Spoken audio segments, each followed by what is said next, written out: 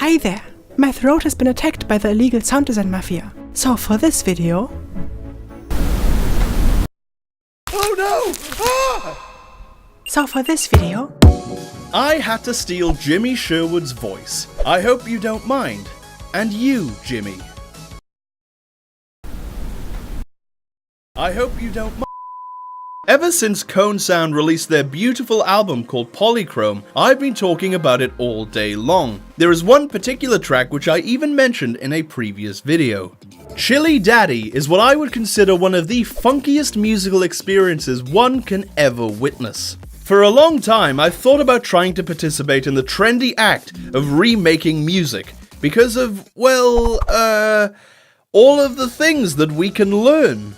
After about 3 to 4 hours, I've got this.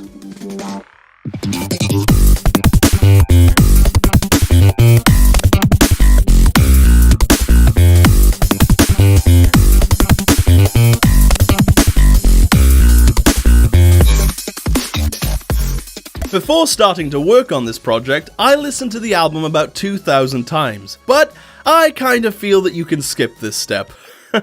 Then I open up Fruity Loops and start to copy the main melodies in small steps. Since the melodic part of Chilli Daddy's drop consists of pretty much only a few bass notes and some short clicky wicky zacky wacky notes, I was done fairly quickly. Just copying the notes obviously isn't enough. We also have to recreate the way everything sounds, or in other words, the timbre. Timbre. I know that this is in no way an explanation detailed enough. But I promise one of the next videos is going to be all about making neurobasses.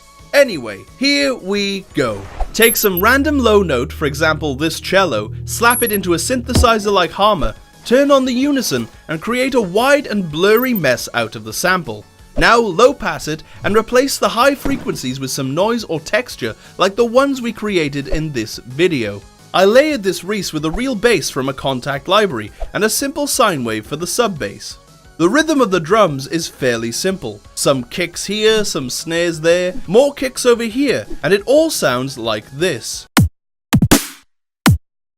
The most frustrating part about these drums is not the rhythm though. Mimicking the complex timbre of any sound can get very tricky, especially when we're dealing with the otherworldly sound design of KOAN Sound. I isolated a small sample of the original track and tried to make a snare that sounds as close to this one as possible, using only samples that I had previously recorded or collected. Filling the empty gaps was actually pretty easy. We just need to take a few short hi-hats and tons of random percussion samples, make them very short, and stereo pan each sample to make it wide and full. Just make sure not to overlap these percussive hits with the basses, or it will sound too chaotic and just make the whole track rather muddy.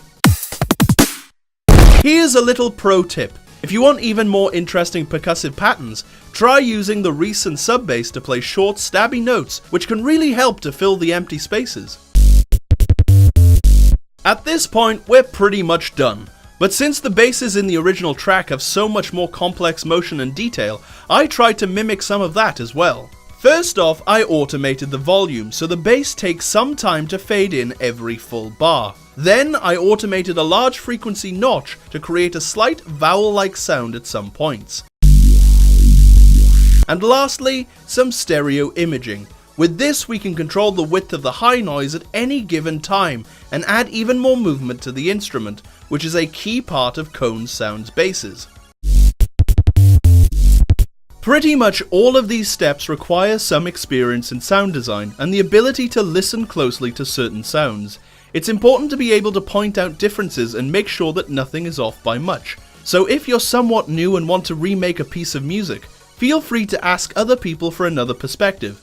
If you want to get feedback or just chat with some cool people, you can join my Discord server and I'll happily give some opinions on your music.